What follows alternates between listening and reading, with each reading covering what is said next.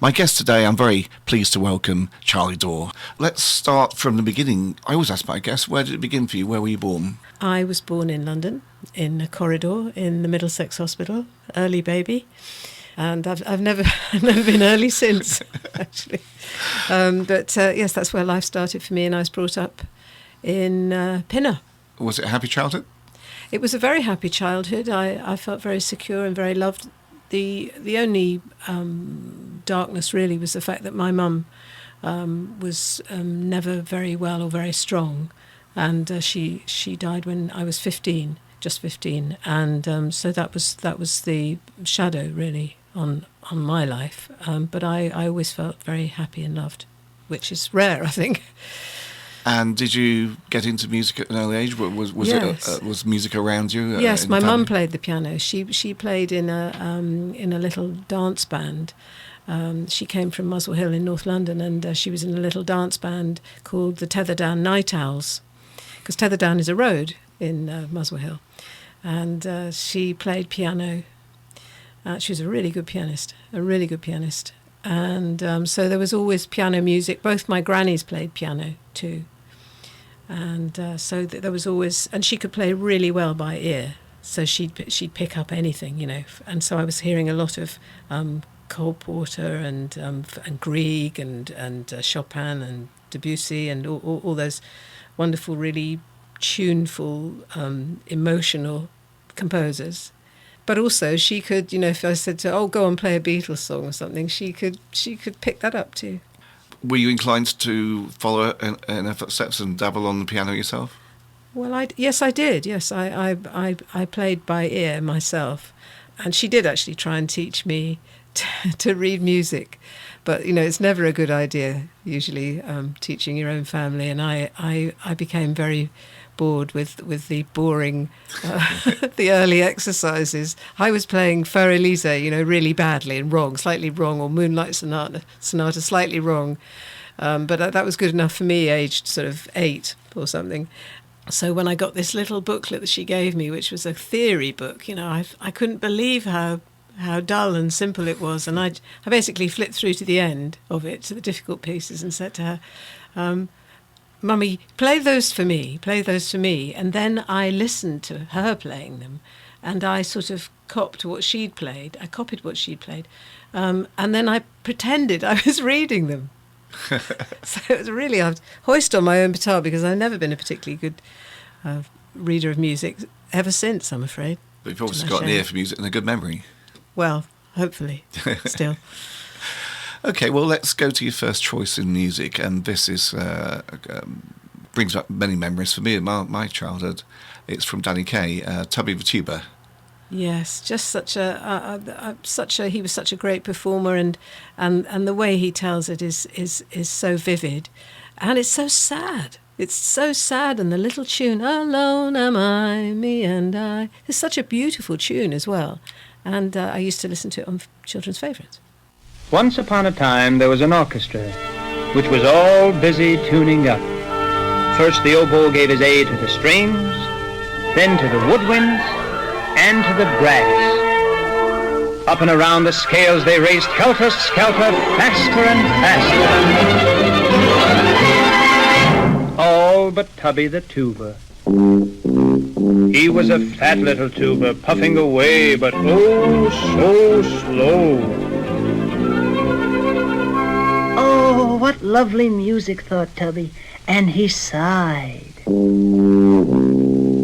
"Here, what's the matter?" said Peepo the piccolo.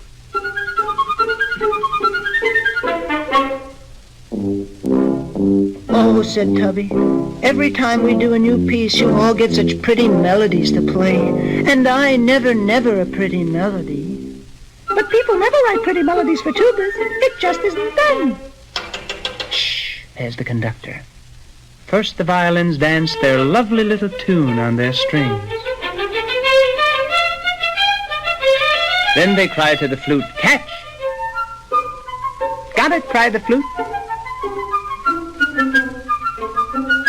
"My turn," tooted the trumpet.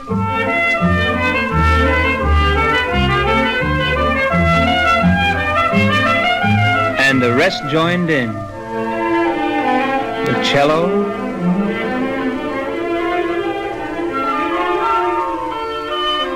then the oboe, and the bassoon.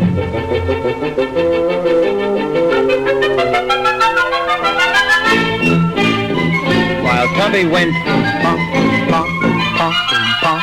Catch me, cried the little tune. Catch me. I got you, cried Tubby. Oh, you're sitting on me, said the little tune. Poor Tubby picked up the flat little tune and tried to squeeze it back into shape. You clumsy fool, snapped the violins. I'm sorry, Mr. Fiddle, said Tubby.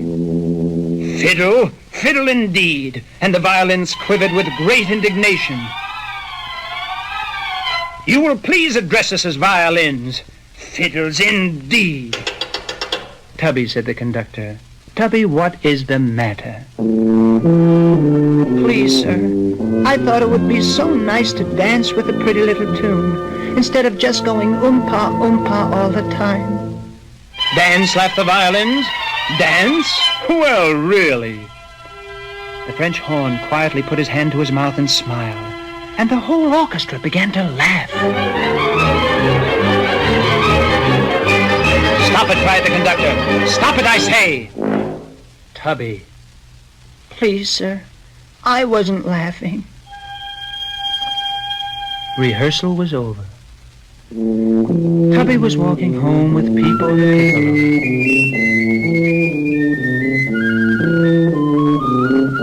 piccolo. Please, Peepo, said Tubby. I just feel so bad. I don't think I want any company. I understand, said Peepo. Good night. Good night, said Tubby. The moon was out, and Tubby went to the river and sat on a log, and he looked at himself in the water. Alone am I, me and I together. If I went away from me, how unhappy I would be. Me and I, oh my. The trees whispered in the wind, and the waterfalls tinkled. Suddenly a big bullfrog hopped out of the water and sat down on a log beside him.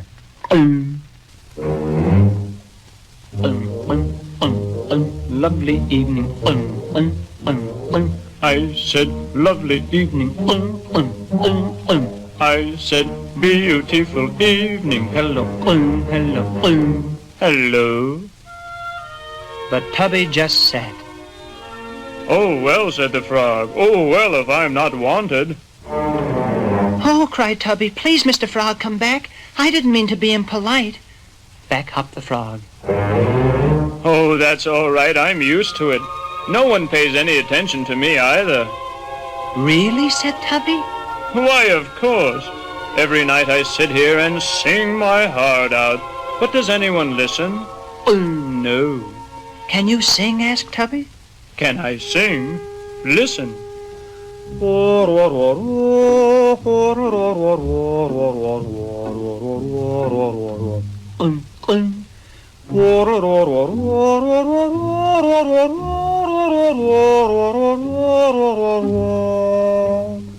Oh, that's lovely, said Tubby. You try it, said the frog. Oh, thank you, said Tubby.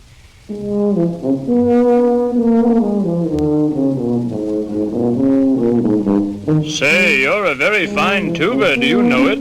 Tubby, you should try that on your orchestra sometime. Oh, I will, said Tubby. Goodbye, Mr. Frog. And off went Tubby, as happy could be. Said the frog. Most appreciative audience I've ever had. Fine musician, that tuba. Good night. The next day, the orchestra was busy tuning up for the rehearsal and buzzing with excitement over the arrival of the great new conductor, Signor Pizzicato. Here he comes, called the French horn. Here comes Signor Pizzicato. All right, gentlemen, let us begin. and Tubby began to play his own little melody. Oh, that wretched tuba snapped the violins. He'll disgrace us. The trombone stuck out his tongue. And the trumpet snickered. Tubby, said Signor Pizzicato. Tubby, I've never heard a tuba play a melody before. Would you play the rest of it? Oh, said Tubby.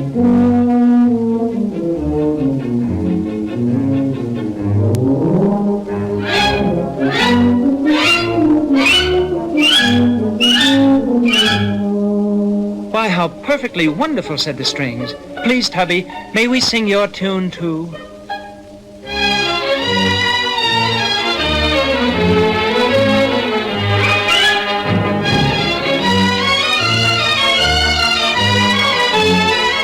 How about me, said the xylophone.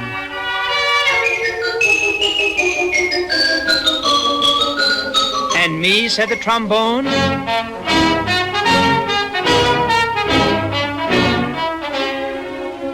May I, said the celeste.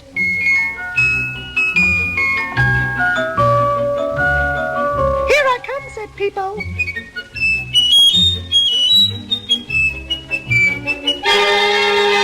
And they all played.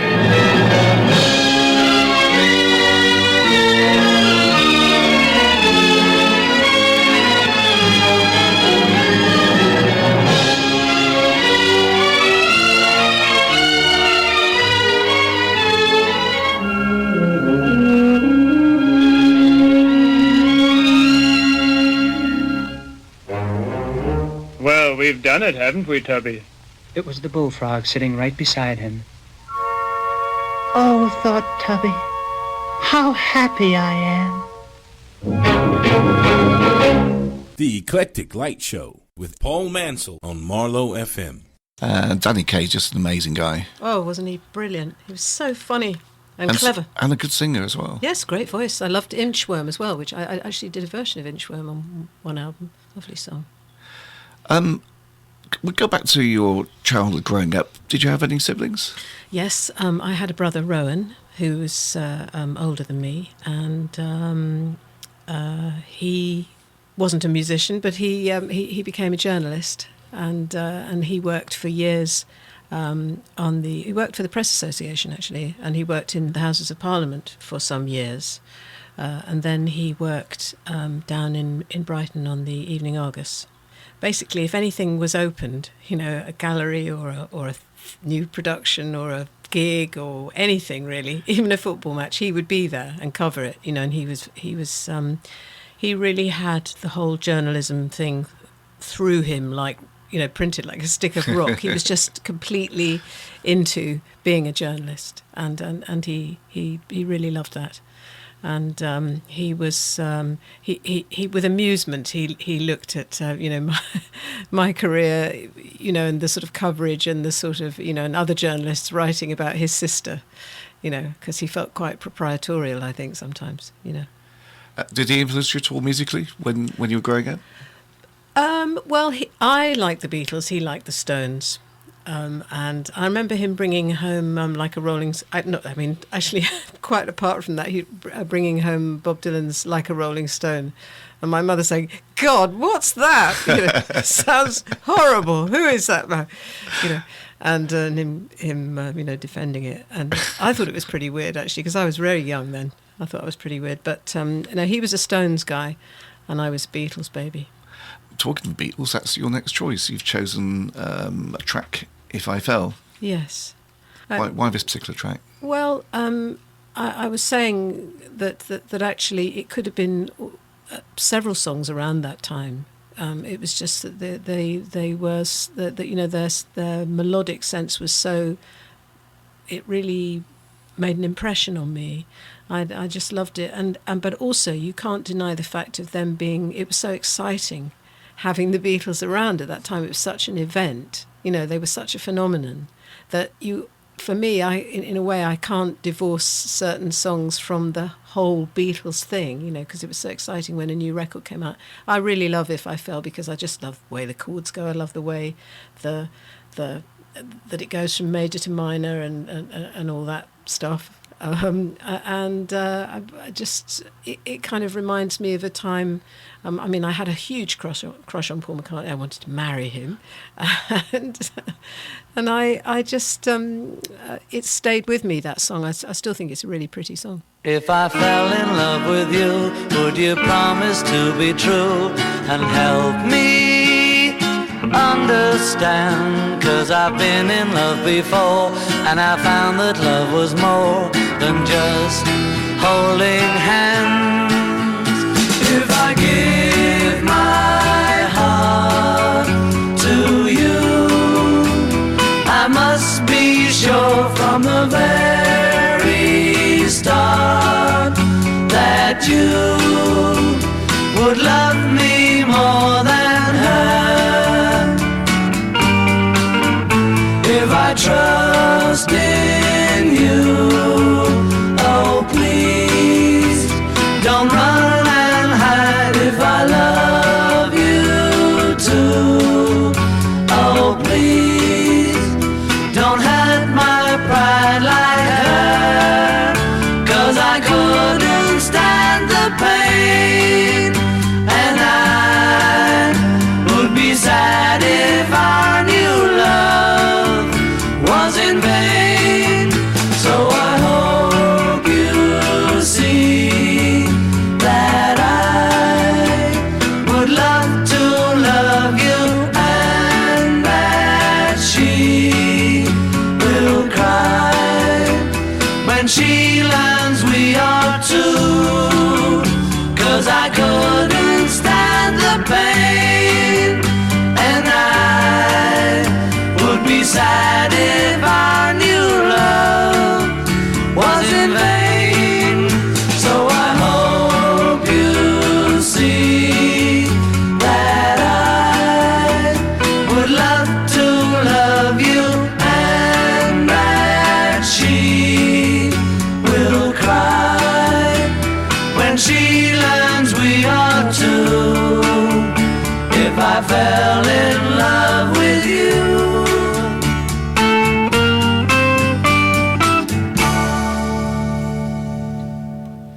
If I Fell from the Beatles. My musical milestones guest is Charlie Dore. So let's move along a bit to your teenage years. What were you doing when you left school? Well, I went to drama school when I was 16, which was kind of early, I think, in retrospect, because I'd only just left, boarding school, really. I went to a stage school in Tring, Arts Educational, where I thought I was headed to be an actress. So anyway, I went to the college version of Arts Educational in London, which was a huge change, for me, from being cooped up in an incredibly strict and old-fashioned boarding school to being let out in London, which was really exciting, and doing drama all day was brilliant. Yes, all the stuff that goes along with that was exciting. I remember going to a gig at Earl's Court, where they had two stages, one each side of the hall, and what happened was the whole audience, when one band had finished, they just literally turned and faced the other way. And and Jimi Hendrix was on, and I'd gone there secretly, without telling my parents, and I bumped into my brother, which was kind of embarrassing. It was perfectly all right for him to be there, but not me, because I was only about 13.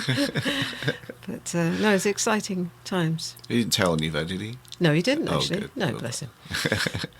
That was amazing. It was really exciting, yes. I was a bit frightened of it as well, actually, to be honest, to be in such a huge crowd of grown-ups, But, the music around that time was, again, it was all, because it was new, you know what I mean? It still felt very new. And I was starting to play the guitar by then. And when I first went to drama school, I met Julian Lippman, who I still work with, and we started doing folk clubs. And we had a tiny repertoire. I mean, we only knew about 3 songs initially, and we both looked really young. I don't think he even shaved at that point. We did places like the Load of Hay in Uxbridge.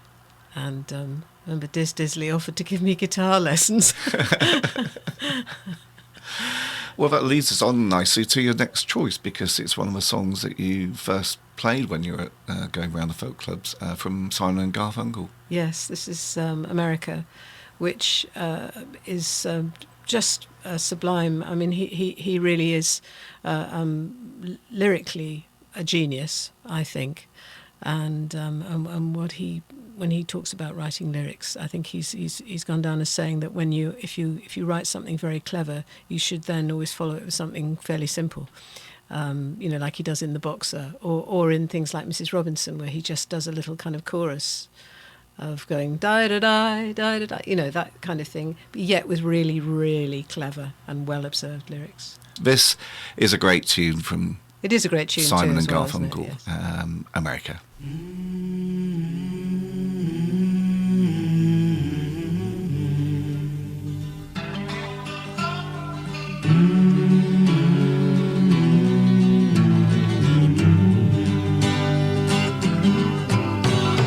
Let us be lovers, we'll marry our fortunes together.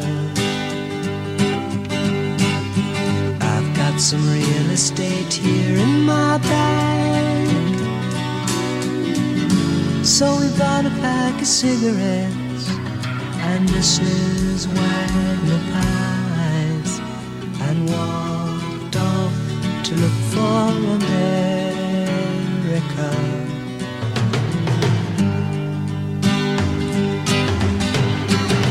Kathy, I said as we boarded a Greyhound in Pittsburgh,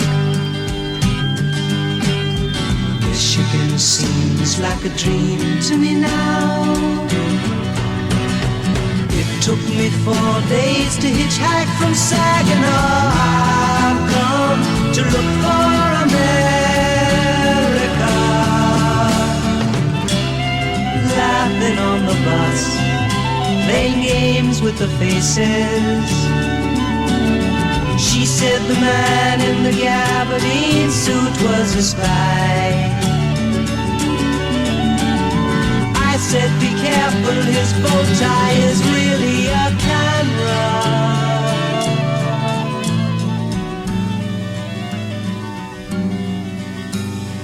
Toss me a cigarette, I think there's one in my raincoat. We smoked the last one an hour ago. So I looked at the scenery. She read her magazine, and the moon rose over an open field.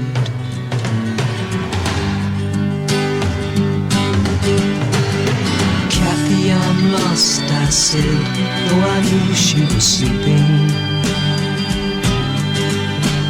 I'm empty and aching, and I don't know why.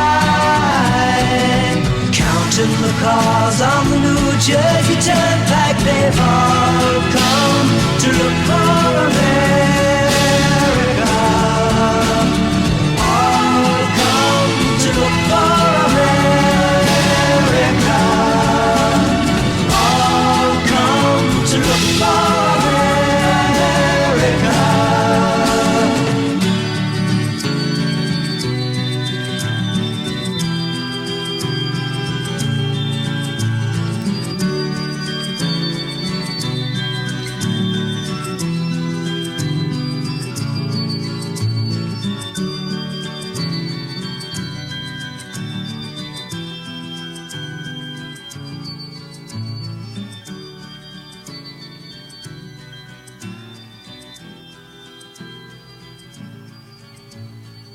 Certainly two of my favourite singers and writers as well, both Simon and Garfunkel, very accomplished singers and writers. The Pause of Poetry, no, I haven't forgotten it. It's lyrics from a tune, and I'll tell you what that tune is a bit later on. So our Musical Milestones guest gets to choose the comedy slots, and Charlie has chosen a sketch from the great Harry and Paul, Harry Enfield and Paul the Whitehouse. Knock, knock, knock. Am I intruding, Charles? Not at all, Sheridan. Shirley told me you'd be popping by. Is it time for a brandy? 29 minutes past 6, Charles. No, I don't think so. Is that all it is? Oh, gosh. Yes, of course. Goodness me, no. Please. Thank you. I've actually come with some other sad news, I'm afraid, Charles. Poor old Bunny Armstrong Miller popped his clogs last night. Oh, that's terrible news. I could do with a brandy. Is it that time? 6:30, yes. He conked out in the night. Thankfully, it was very quick, but poor old Joyce is in a terrible stew. Oh, it must have been a terrible shock. Yes, a frightful business. How old was Bunny? He was only 85. Still very young. Very young. Oh, poor Joyce. She'll be at a total loss. I mean, after all, they've been married for what, 40 or 45 years? 40, 45 years. 40 years, 45 years. 40, 45 years. 40, 45 years. 40, 45 years. How long have you and Caroline been married? 40 years, 45 years? Oh, 40, 45 years, 40 years, 45 years. 45 years, yeah. 40, 45 years. What about you, Charles? It's 40, 45 years? 40, 45 years. 45 years. 40, 45 years. 45 years. 40, 45 years? 45 years. 40, 45 years. Terrible shock. Terrible shock. Did he have a condition? Oh, no. He was fit as a butcher's dog. I mean, he whopped me at tennis last week, 6-2, 6-love. He wasn't still playing club tennis at his age, surely. No. No, he only played 3 times a week, and he only raced Austin Healey's for the last 3 or 4 years, and he never went out with cows for more than a fortnight at a stretch. Well, I suppose there comes a time in all of our lives when we have to take account of our age, Sheridan, when one has to say goodbye to the Matterhorn and hello to the Peak District. Yes, when one has to climb down from the Montrachet to the Pinot Grigio, as it were. Well, I wouldn't go that far, Sheridan. Of course, Her Majesty will be terribly upset. Oh, of course, yes. I mean, she and Bunny have known each other for what, 40, 45 years, 40 years, 45 years. 40 years, 45 years? 40, 45 years. Oh, 40, 45 years. I top you up. It's a very good brandy, Charles. How old is it? 40 years, 45 years. 45 years. Interesting to think, isn't it, that when this brandy was cast, Bunny would have been, what, 40, 45 years old? Well, I suppose if it's 40 years old, he would have been 45. If it's 45 years old, he would have been 40 years old. 45 years. 45 years.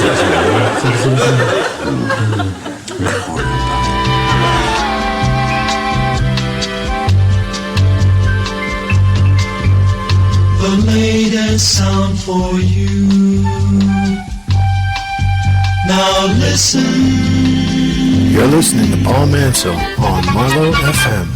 And you're listening to Charlie Dore going through her musical milestones, and we're both giggling away there to that. It was amazing. I love that. They are brilliant. They really are. Both of them play women.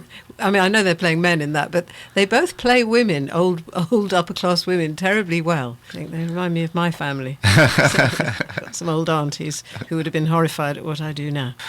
Well, I did mention earlier that instead of a poem, you've actually chosen lyrics from a song that you particularly like, because the guests can choose either a poem, a piece of prose, lyrics from a song, or it could be a quotation. And the song you've chosen is from a great album, Sail Away, from Randy Newman. Why have you chosen this track, Old Man? Well, the first thing that actually that struck me about this was, of course, the tune. She said, talking about the lyrics, but it was just that it's kind of absolutely undiluted Randy Newman. It's beautiful, and it's got a really big stick behind its back. You know what I mean? It's really cutting. It's really dark, and it's really sad, and it's really true. And it just sort of, it went in like a knife, really. Everyone has gone away. Can you hear me? Can you hear me? No one cared enough to stay. Can you hear me? Can you hear me? You must remember me. Know that you can if you try. So just open up your eyes, old man. Look who's come to say goodbye.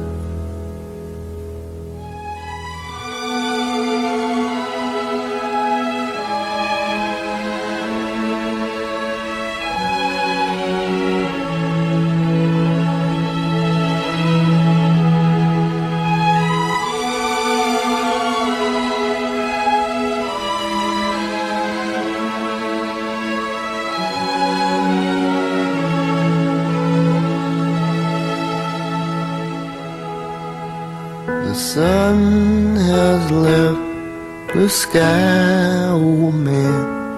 The birds have flown away, and no one came to cry, oh man, goodbye, oh man, goodbye. You wanna stay, I know you do, but it ain't no use to try, 'cause I'll be here, and I'm just like you. Goodbye, oh man, goodbye. Won't be no God to comfort you. You taught me not to believe that lie. You don't need anybody, nobody needs you. Don't cry, oh man, don't cry. Everybody dies. Oh, amazing stuff. Incredible. Yeah. So, from one songwriter to another, when did you stop self-penning, doing your own work? Well, I started, I think probably the first songs were when I was about 14, still at school. And I sort of consistently wrote on and off since then, really. I mean, they were terrible, I have to say. They were really, really awful and embarrassing. And there were times when I didn't write at all. There are times now when I don't write at all. You know, I'm not somebody who gets up every day and writes. I'm very contrary, and I like to write almost like steal time sometimes. And I should be doing something else, you know, and the other way round, of course, which is why I often have to steal time to write. So when you left drama college, which direction did you take? Did you take the musical route The stage. then? So you went on stage, yeah? Yes. I went. I was very lucky. I got a year's contract up in Newcastle as part of the touring theatre company up there, which was amazing because in those days you had to have your equity contract in order to get your full equity card, which was your blue card that allowed you to work in television and on the West End stage and in films. You needed 42 weeks of provisional equity contract work, and for that you had your red card, and this was like about 44 weeks of work straight off. So wow. It was brilliant, and they wanted somebody who played guitar and liked improvising, and you know, it just seemed that I was just so made up to get that job, and I had a brilliant time. Actually, I ended up staying there 2 years in the end. When did the musical career actually take off then and supersede the acting? Well, really, when I came down from Newcastle, the next thing that happened was we ended up working on a children's television series called Rainbow, and for that we had to write 3 songs a week, every week. And I was working with Julian Littman then, and also with Carl Johnson, who's a really successful actor now. He went the acting route, but he's a great guitar player. And we all used to write together, and that was very good grounding, I have to say. I mean, we weren't quite the squeaky clean children's presenter types that they perhaps would have liked.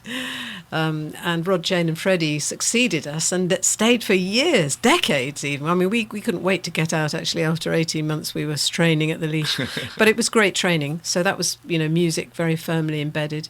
And then I just sort of started playing with other musicians, and it sort of built up from there. Did the pubs, played in a restaurant, you know, that sort of thing, until it started to kind of look like that was what I was doing more than acting, actually. And you toured student unions and places like that, because you came to my student union when I was at university. Where were you? I was in Wolverhampton. Oh, really? Yeah, I remember it vividly. It was a Wednesday night in the upper bar. It was a strange place because by the time they built the stage up, it had quite a low ceiling. Yes. So quite a few tall musicians, particularly guitarists, especially like if they did a Pete Townsend jump, Oh yes, would end up bang with their nut. their head through the ceiling. It was one of the biggest selling nights of the year, I think. Good heavens. You couldn't get in. It Wow. was chocker. I actually, I kind of remember being backstage at that gig, particularly because there were a couple of very interesting and enthusiastic girls who a couple of the band had lured into the backstage area, and I remember, yes, that was interesting. I'll draw a veil there.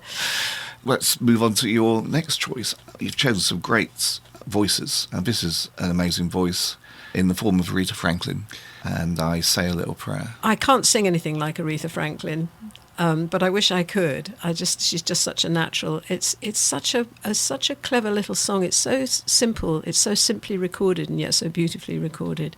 It doesn't date. It still is as fresh now as it was then, and it reminds me of a time when I was secretly engaged to an American guy, and it was all very exciting and secret, and it just kind of reminds me of that time. It just kind of, whenever I hear it, I'm just right back there.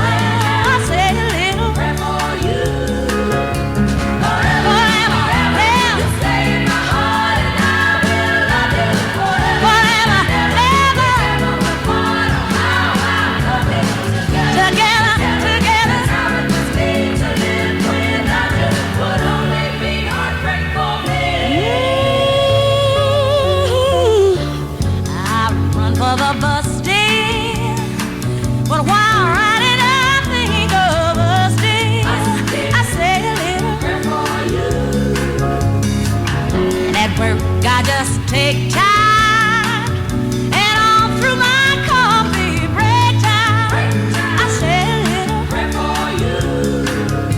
Forever and ever, stay in my heart, and I will love you forever and ever. The part of how I love you together, how it must be to live without you would only be heartbreak for me. Nobody but me.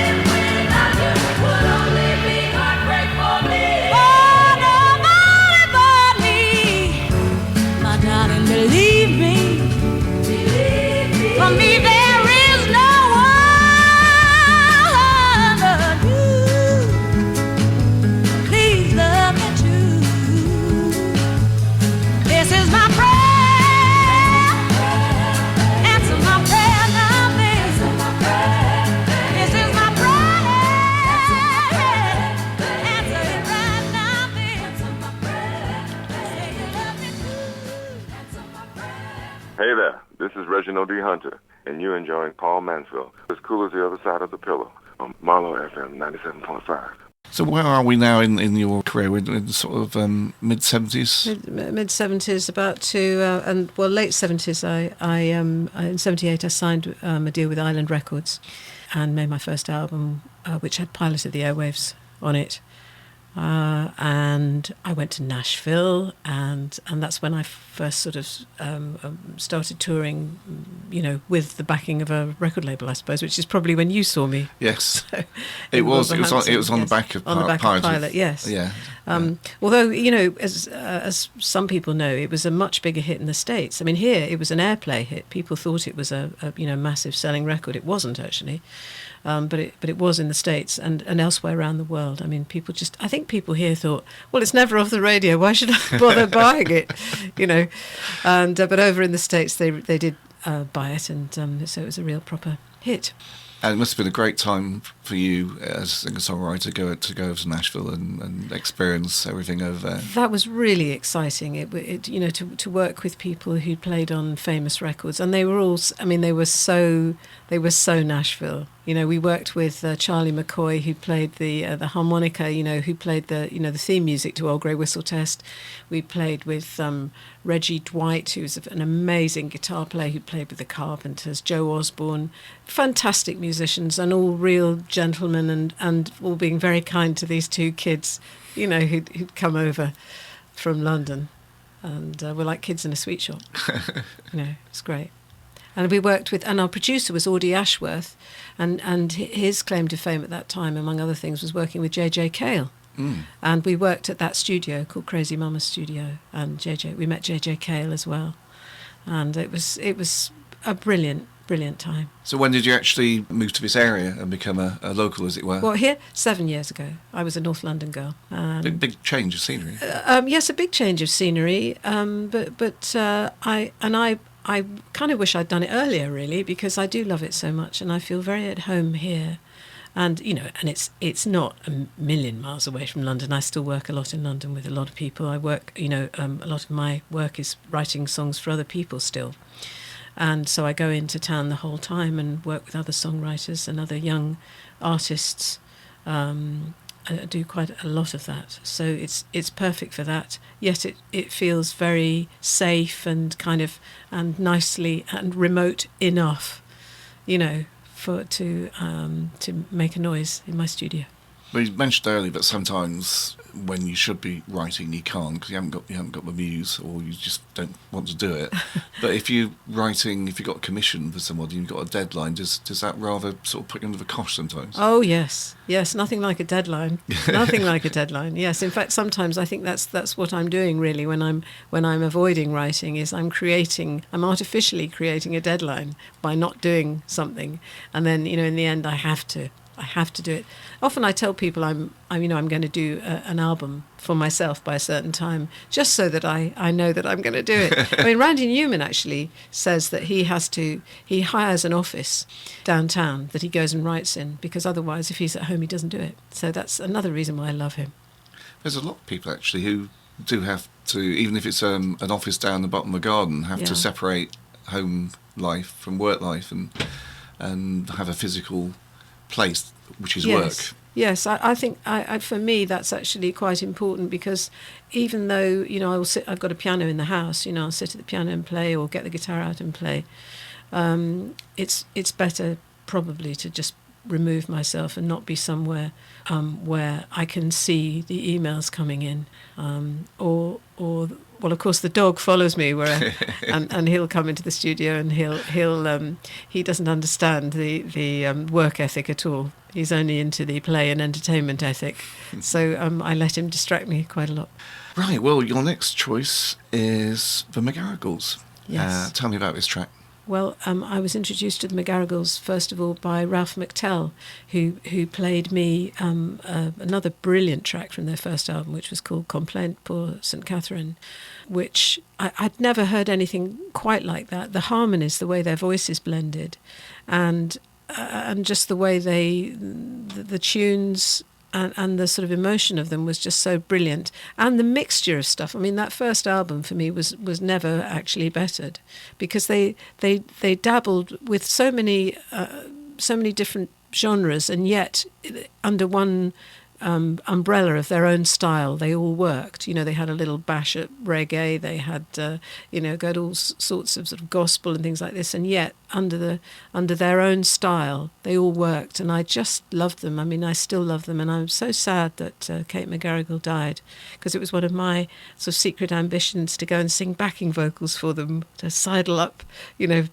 on the side of a stage somewhere and just sing backing vocals for them. Weatherman on the radio threatens rain, maybe snow.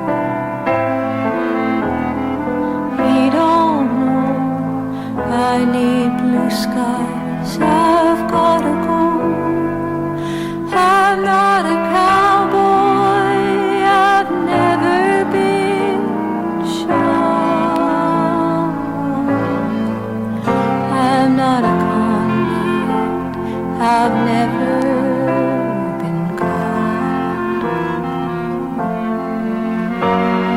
Tell my sister to tell my mother I'm coming home.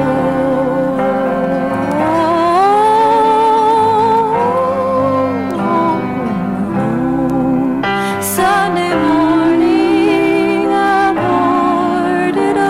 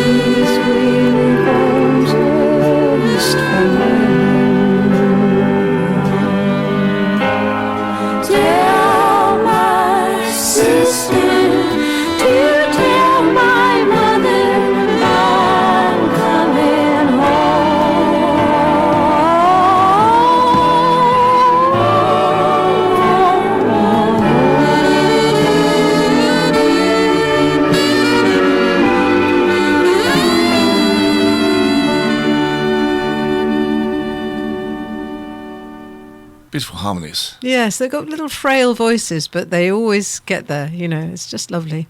Well, we've reached your final choice, and it's a band that I have to say I only discovered very recently, early this year, and really, really love them to bits and play quite a bit on the World Folk Show on a Saturday night, the Punch Brothers.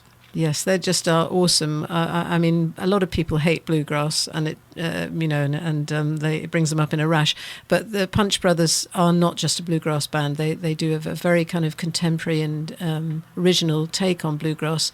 They do stuff that they've written themselves, which is brilliant. And their leader, really, Chris Thiele, is just a phenomenon. I mean, this guy can play Bach on the mandolin like an express train. He just is truly brilliant, and they are very unique. And I went to see them recently, and I was really blown away. Really blown away. The track's called Movement and Location.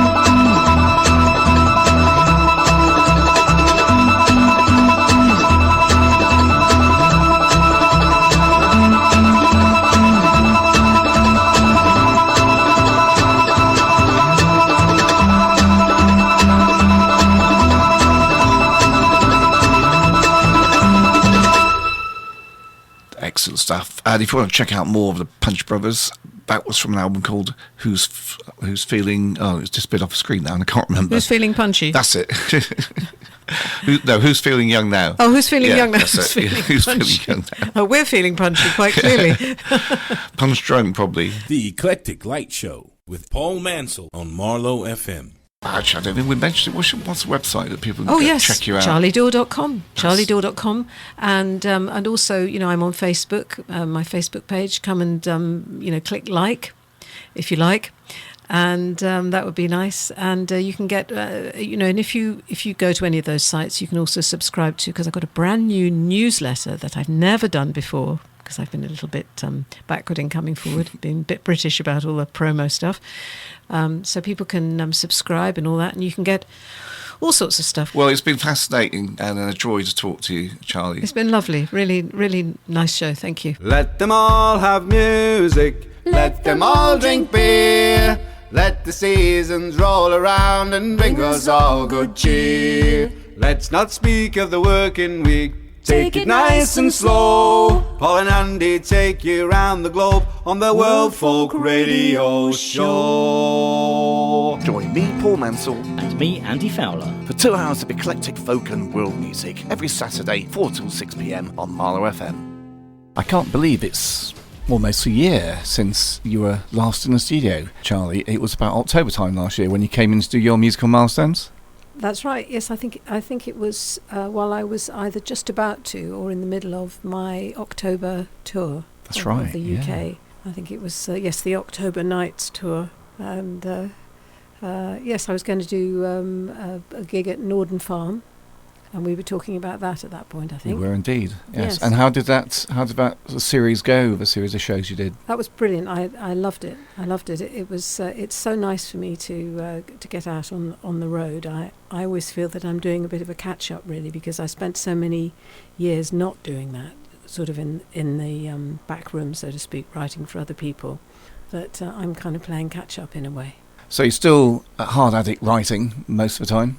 Yes, I'm day to day, I'm doing a lot of writing, and just recently, of course, I've been writing and recording the new album, which we're just mixing at the moment. That's exciting stuff, then.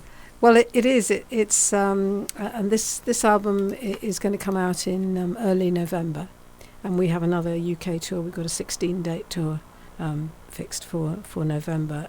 And of course, these days you have to do everything so far in advance, so that you can get things reviewed and basically edge your way onto people's radar. So it does seem a long way away, but it'll soon come round, though. It sure will, yeah. And as you said, you've got a lot of marketing, a lot of promotion to do, so it's going to be probably a very busy summer and autumn for you. I think so, yes. I mean, mentally I'm thinking, well, when I get this mixed, I can have a bit of time off, but actually it sort of starts then, really. I must admit, I've been looking forward to hearing you play, and I'm so excited about a new album. Are you going to play some numbers from the new album? I'm going to play a couple from the new album. Have you got a title for it yet? Yes, the album's called Milk Roulette. Ah, interesting. There is a song on it called Milk Roulette. Oh, okay. And the song is, the theme of the album is generally births, marriages and deaths. And the Milk Roulette song kind of fits two categories in together, really. But the Milk Roulette phrase comes from something we used to say in our family that my dad did. Because in the days before there were dates printed on milk bottles, or the caps, the lids, he would have these milk bottles. Sometimes if he'd been away for a few days or whatever, he'd have these milk bottles lined up in the fridge, and he wasn't quite sure of how old many of them were. And instead of doing what you or I would probably do, which is sniff them, he would take a swig. Oh no! And then he'd sometimes recoil, sort of disgusted, and go, "Oh, that's definitely horrible. That's off." And everybody say, "Why are you tasting it?" And he'd say, "Well, his reasoning is that you can't necessarily tell by just looking at something or even smelling it, because sometimes in a bottle of milk, certainly, the cream can be kind of tangy and not very nice, but the milk underneath is okay, or vice versa. And you simply there's the milk police coming past. Coming past. So I thought, being a writer, if I can't cobble a bit of an old metaphor out of that, then I don't know what. So I started writing this song, and it kind of evolved as I was writing it. The basic premise of it was, you've got to try it, to see what it's really like, and things aren't necessarily how they seem until you try them. But the other, then it's kind of evolved into a story slightly about him, which was that because he was a widower very young, he had girlfriends, and was dated, and he was always a very enthusiastic admirer of women, but he was quite an innocent in a way, and he used to get taken advantage of a bit because he was very kind. But he was very optimistic about it, and he would always plough in, And I so Milk Roulette is also about him, being part of a dating agency occasionally and that sort of thing. Ever optimistic, and so you've got to admire that at over 70, haven't you? Indeed. And he was still very much on the market almost up until he died in his early 80s, Having just talked endlessly about that, I'm not going to play. No, I was going to say, I bet any money that's not what you're going to play. Well, the thing is, I need the piano to play that one. And although I've bought my harmonium, I really need a piano to play that one. I'll let you off. Well, we'll have to go out and buy the album, won't we? Buy the album. Yes, indeed. Indeed. So what are you going to play for us for the first number? Well, what I am going to play, which is from the album, is a song called Looking Like My Mother, Acting Like My Dad, which is...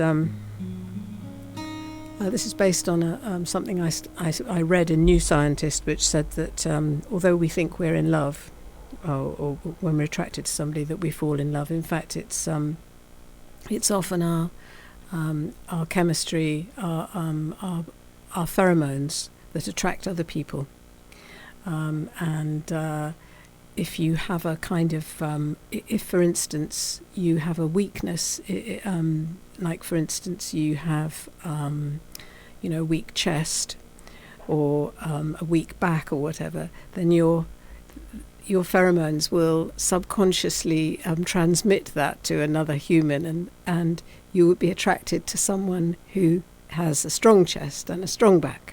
So you may, when you click with somebody, you're thinking, he's nice, but actually it's your pheromones going, you need this person because he has a strong back and he won't come down with bronchitis.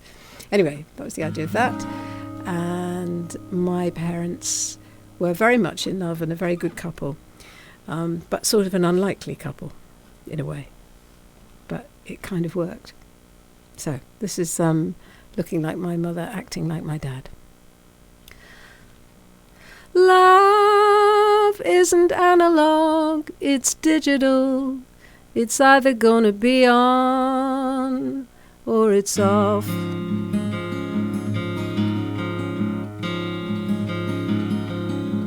So when my mother met my dad and all the chemistry kicked in, that was enough. She loved his innocence, his boyish charm. He loved her bones. How could they know they were only prisoners of their pheromones? And I can hear their voices taking sides in my head. That's the only legacy I had, stamped into my DNA, my destiny, my thread.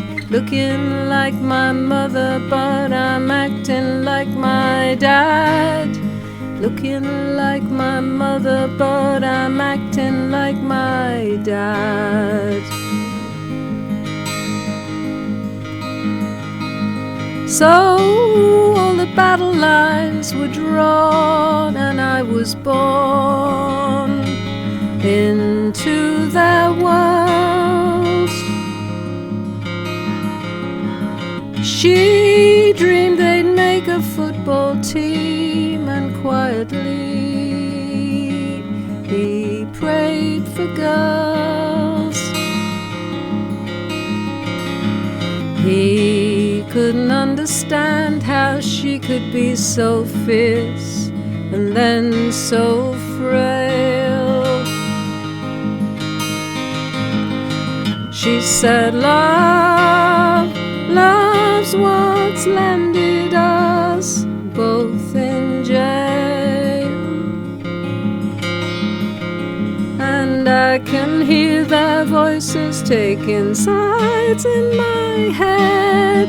That's the only legacy I had, stamped into my DNA, my destiny, my thread. Looking like my mother, but I'm acting like my dad.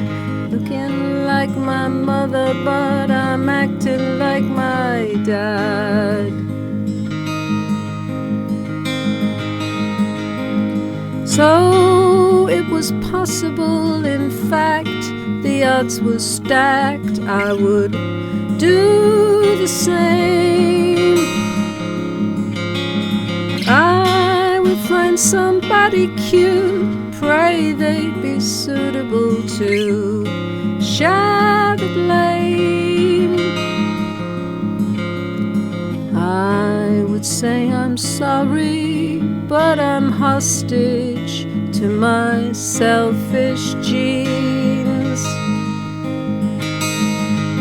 And you would say you don't know that's what true love means. 'Cause you've got both their voices taking sides in your head. That's the only silver spoon you had, stamped into your DNA, your destiny, your thread. Looking like my mother, but I'm acting like my dad. Looking like my mother, but I'm acting like my dad. Well, I may look like my mother, I may act like my dad, but I'm feeling like my mother when she first saw my dad.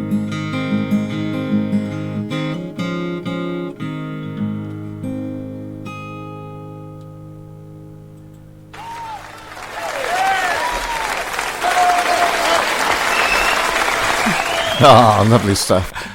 Very thought-provoking, yeah. Well, I think we, if you think about, if one thinks about one's parents, sometimes you're not aware that you end up doing stuff like them, And although I actually I do look a bit like my dad as well, and I do act a lot like my mother, but I often find myself surprisingly acting like my dad.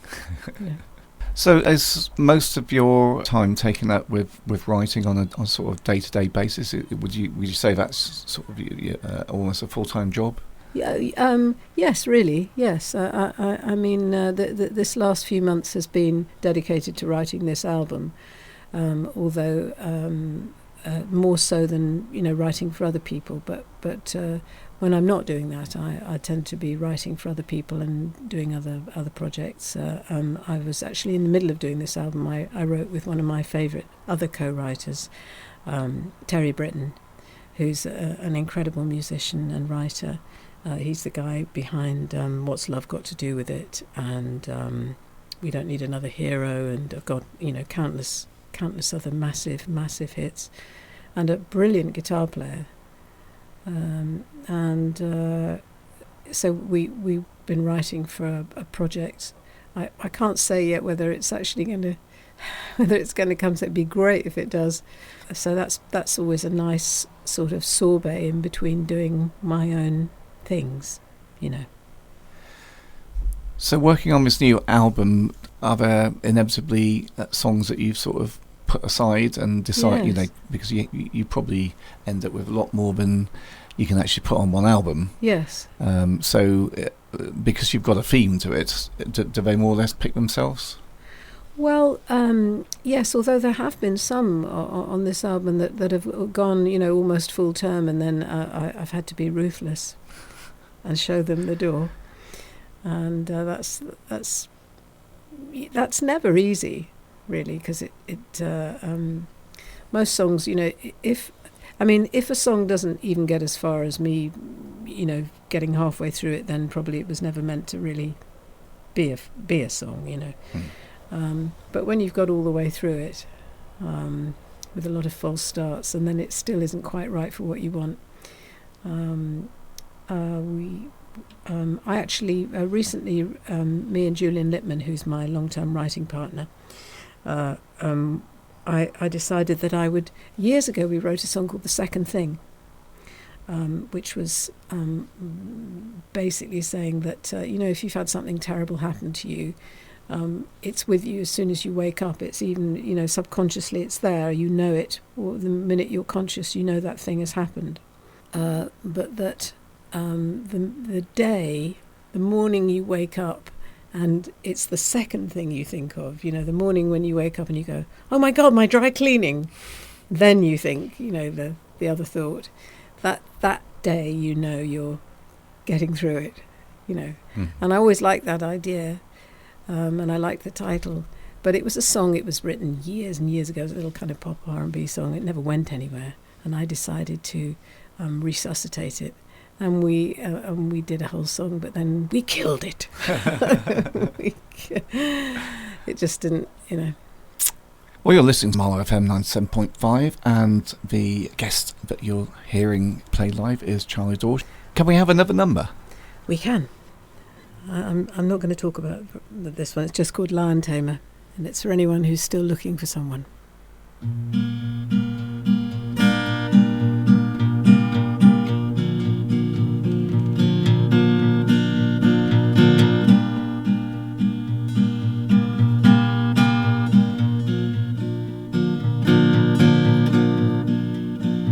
Want a lion tamer, want a flamethrower, need an alchemist, a Mysterion.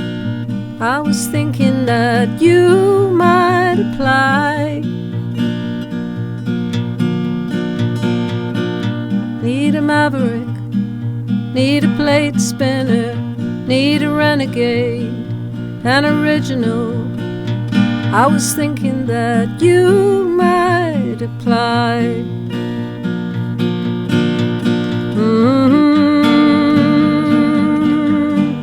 Are you waiting? Did you know? Do you know?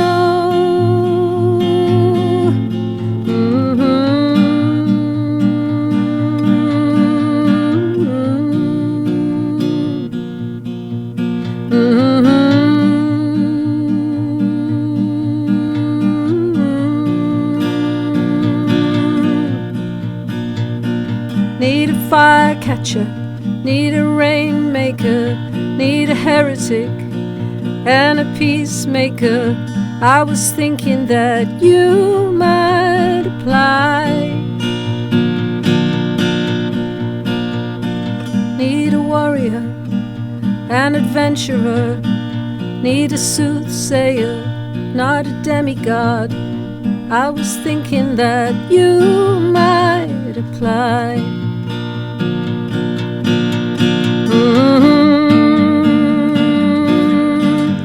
Are you waiting? Did you know? Did you know? Weary of thinking of, talking of, when all the time there you are.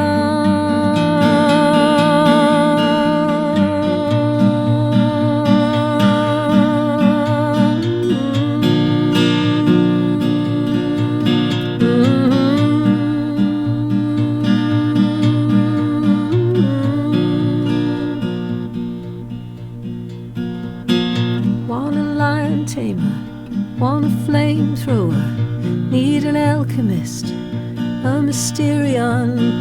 I was thinking that you might apply. Need a soulmate, not a cellmate. Need a soothsayer, want a guardian. I was thinking that you might apply. I was hoping that you might apply.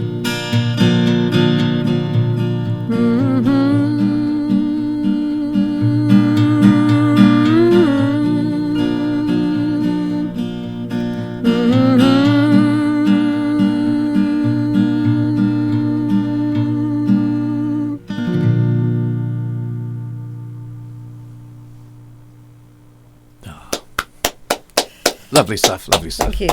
Thank you. The Eclectic Light Show with Paul Mansell on Marlow FM. This is a song from the Cheapskate Lullabies album, and it's called Big Boned Girl, and the idea started when I was about 11. Well, actually from about the age of 9, I suddenly grew terribly tall for my age, having been quite a small girl. I suddenly grew very tall, and it felt very odd. I felt very strange in my body, and this just started me off thinking what that feels like as you go on through life. As it happened, I stopped growing when I was about 14, but some people don't. So this is Big Boned Girl.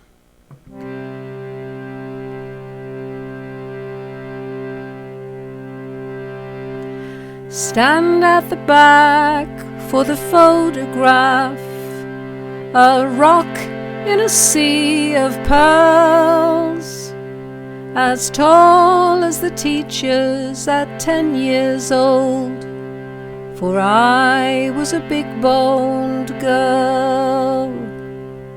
And my mother said, "You've a kindly smile, and you're blessed with a head of curls, but you're like your father, a heart of gold. You're just a big-boned girl. You're just a big-boned girl." And my father laughed, said to pay no heed. There's fellows all round this world who'd rather have further to reach around for the love of a big-boned girl, for the love of a big-boned girl. But in dreams I float as light as air, and I slip through the crowd unseen to the tallest boy who lifts me up, the tallest boy who lifts me up, for I am the harvest queen.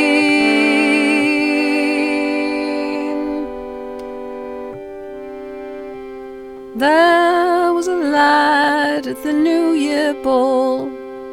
He towered above this world. We danced like a dream all night until he left with a smaller girl. He left with a smaller girl.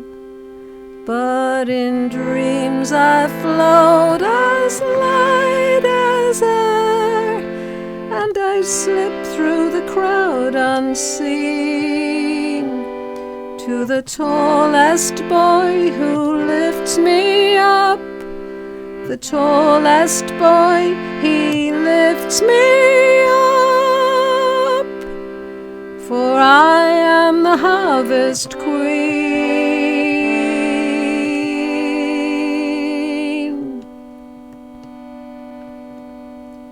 Stand at the back for the photograph. That's me with my smile and curls. But I will be waiting if he comes back for the heart of a big-boned girl.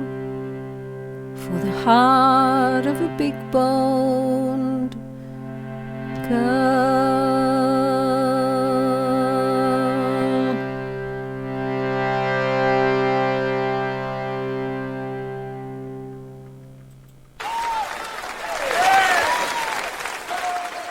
You listen to myself, Paul Mansell, and my guest this week is Charlie Dore.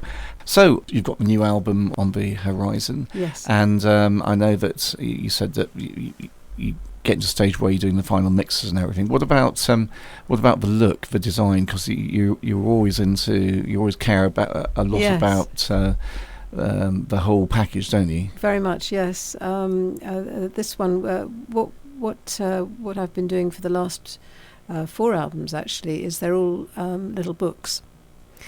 And this one is no exception. The last one, Cheapskate Lullabies, we did a Penguin classic. That was the sort of skit on the cover, and we used an Edward Hopper print on the front. And when I handed the designer Tom Klimpson the brief for this, his eyes shot to heaven because it's called Milk Roulette. And and 2 less related words you couldn't hope to find. So, but he's done an oil painting for it, which really is extraordinary. And we're doing the book we're doing this time that we're modelling it on is a Picador classic. Oh, Picador vintage, I should say. Yes. And there's a Cormac McCarthy book we've got at home called Blood Meridian, and it's of that era basically, and it's an extraordinary painting. It really is of half finished milk bottles, but as an old master sort of thing, and it's very lovely looking. So what I'm hoping is that he'll do some limited edition prints of it, and then we can sell them for an awful lot of money. And that would be amazing. Oh wow! I'm so looking forward to seeing that, as well as hearing the album. Gosh. Yes, it's at the stage where I've listened so much I've kind of gone deaf, So I have to award myself days when I don't listen, so that I can hear again. Yeah. But everybody goes through that, Well, I've got time for one more. Let's see now. I could give you a quick blast on the ukulele. When we're playing on at the Hideaway, we tend to do because it's a festival and it's out of doors and everybody's having a good time.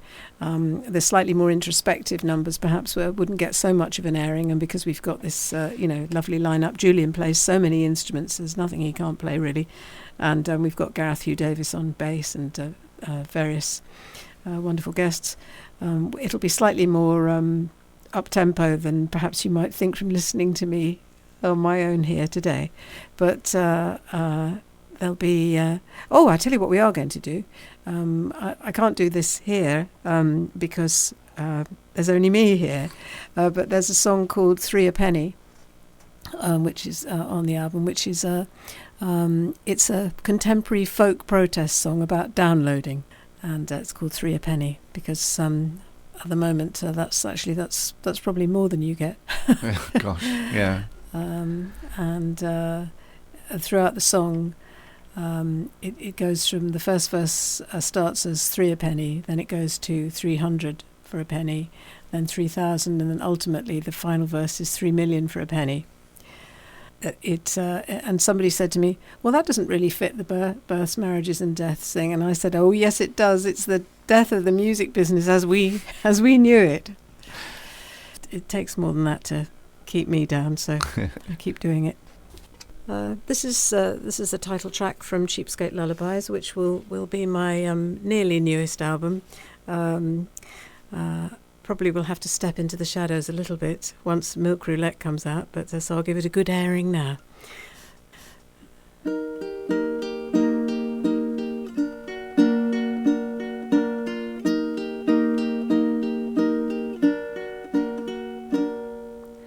Sing me a cheapskate lullaby written in a low-rent room where the paint is peeled and the yellow ceiling knows your tune. Sing me a cheapskate lullaby as the faded curtains blow at the buckled window in the neon glow. I don't know if the roof will hold or the gutters where we'll go. All I know is my heart lifts up when you sing it soft and low. Sing me a cheapskate lullaby as the city grinds its teeth and the street girls sell a little time beneath us. I don't know if the roof will hold as the greasy rain comes down. The pipes have burst, the wiring's cursed, and I think I'm late again.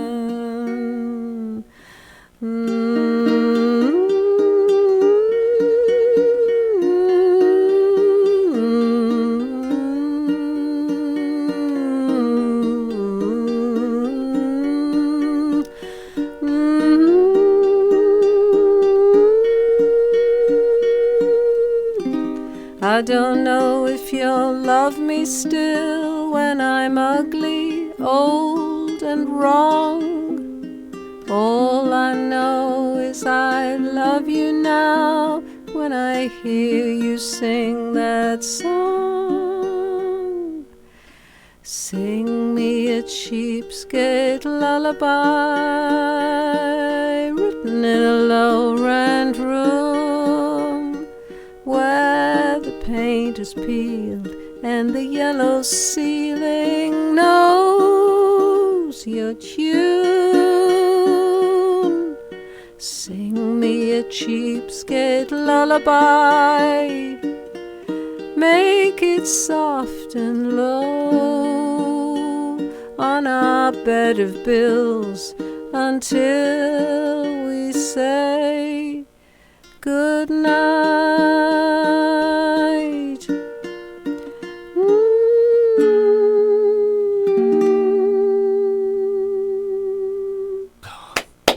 Amazing, amazing. Thank you very much. You're welcome.